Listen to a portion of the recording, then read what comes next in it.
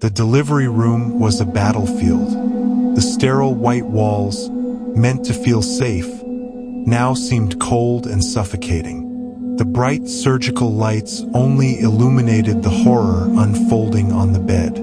Sarah's screams echoed through the corridors. Beads of sweat rolled down her pale forehead, her fingers digging into the hospital sheets as the unbearable pain tore through her body. Ethan, her husband, stood by her side, gripping her hand. But his knuckles had turned white, not from support, but from sheer terror. "Doctor, something's wrong. She's in too much pain." Ethan's voice cracked. The doctors exchanged nervous glances. Something was wrong. The baby wouldn't come out. Sarah's breathing became erratic. Her heartbeat spiked, then dropped. The machines screeched alarms, and the nurses scrambled. "Push, Sarah. Just one more push," the doctor urged. But Sarah wasn't responding. Her eyes rolled back.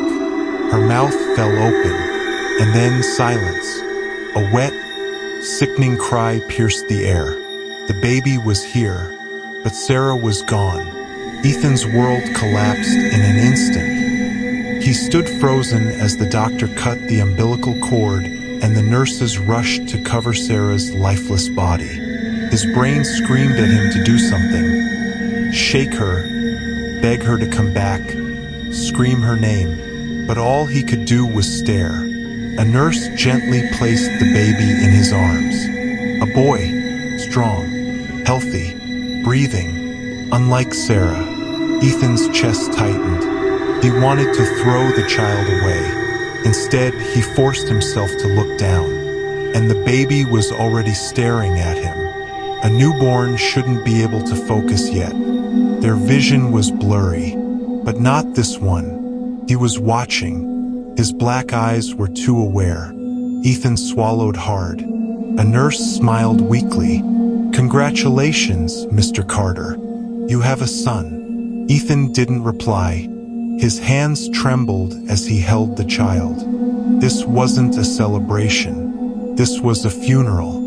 And something deep in his gut whispered, this baby didn't just come into the world.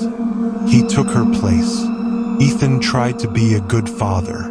He tried to ignore the way Noah's presence felt unnatural. But the signs were there. By 2 months old, Noah never cried. Not when he was hungry, not when he was cold, not when he got shots at the clinic. By 9 months, Noah spoke his first words. Not mama or dada. But she's gone. Ethan froze. What did you say? Noah just giggled. By the time he turned 3, the real nightmares began. Ethan woke up to whispers. First, he thought it was the wind. Then he heard the creak of his bedroom door. His heart stopped. In the doorway, a tiny silhouette stood, bathed in darkness. "Noah!" Ethan croaked. No answer. He slowly reached for the bedside lamp and turned it on. Noah was standing at the foot of the bed, staring. Ethan's skin crawled. "Noah, what are you doing?" The child's lips curled into a smile. "I saw Mommy," he whispered. "She said you miss her." Ethan's blood ran cold. No one had ever told Noah about Sarah. How could he know? That night, Ethan locked his door. But the whispering never stopped. At age 5, Noah started drawing. At first, it was harmless, trees, stick figures. But one day, Ethan found a picture pinned to the fridge. A hospital bed. A woman lying on it, blood pooling around her. A baby watching. Ethan's stomach dropped. "Noah!" His voice was barely a whisper. Noah skipped into the kitchen, humming. "Yes, Daddy?" Ethan held up the drawing. "What is this?" Noah giggled. "That's me, the day I was born." Ethan's hands shook. Then he noticed another picture. It was his bedroom, a stick figure of him sleeping. And in the corner of the room, a dark, looming shadow. Ethan's breath hitched. And this one, Noah beamed. That's the thing that watches you sleep. That night, Ethan dug through Sarah's old belongings. He found a leather journal. As he flipped through the pages, his breath caught in his throat. Something is wrong with this baby. I hear whispers at night, but it's not Ethan. It's coming from inside me. I dreamed of giving birth. The baby looked at me and said, I'm taking your place. Ethan felt nauseous. Sarah knew. She knew before she even gave birth. Then a soft giggle. Ethan turned. Noah stood in the doorway watching. You found Mommy's book, he whispered. Ethan snapped. No more games, he hissed. What are you? Noah tilted his head. Then he smiled. I remember killing her. Ethan's chest tightened. His lungs burned. Noah's small fingers tapped the wooden table. She begged, he whispered. But the deal was already made. What deal? Ethan's voice shook. Noah's smile widened. A life for a life. Ethan understood now.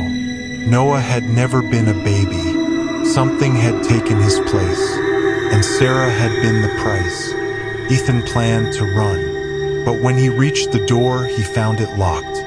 All the locks had changed. Noah stood at the top of the stairs, grinning. Where are you going, Daddy? The air grew thick. The shadows in the room moved. Something ancient and monstrous loomed behind Noah. Ethan's legs buckled. You don't have to be scared, Noah whispered. Mommy wasn't scared either. Ethan's vision blurred. The last thing he saw was Noah stepping toward him. Then darkness. Darkness swallowed Ethan. For a moment he felt nothing, just an abyss stretching endlessly around him. Then, a voice slithered through the void. You finally see it now, don't you? Ethan's breath hitched. He wasn't alone. A faint, cold glow pulsed ahead, illuminating something grotesque standing before him. It was Noah, but not as a child. The figure had twisted, elongated limbs, and its small frame rippled as if something was wearing the skin of a boy like a poorly fitted suit. Black veins webbed across its pale flesh, and when it smiled, its teeth were jagged, too sharp, too many. Ethan tried to scream, but the air thickened in his throat. You were never my father, the thing said, its voice stretching unnaturally. You were just the leftover. Ethan trembled. What are you? The thing cocked its head.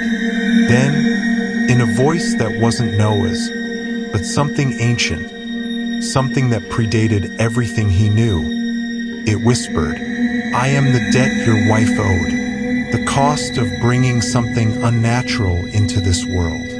Ethan's mind raced. Sarah, she didn't just dream it, did she? A slow, guttural laugh. She made a deal to bring life where there should have been death. But life is never free. Something always has to take its place. Sarah hadn't died in childbirth. She had been taken. And now Ethan was next. Noah, the thing wearing his son's form, stepped forward. Shadows twisted and stretched behind him, reaching like tendrils, wrapping around Ethan's body. He struggled, but the more he fought, the deeper the darkness sank into him. You always wondered why I never cried, why I never felt pain, why I never fit. The thing grinned wider, its black eyes swallowing every last trace of light. It's because I was never meant to be here. But you, the tendrils tightened. You were always meant to leave. Ethan's world shattered.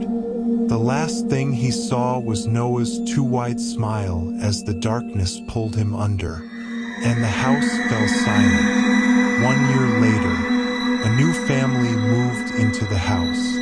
A mother, a father, and a little boy.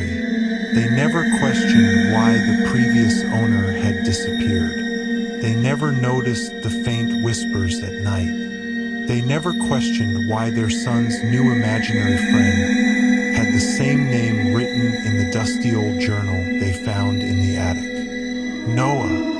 And late at night, when the parents were asleep, the little boy giggled in the dark, as something watched him from the corner of the room.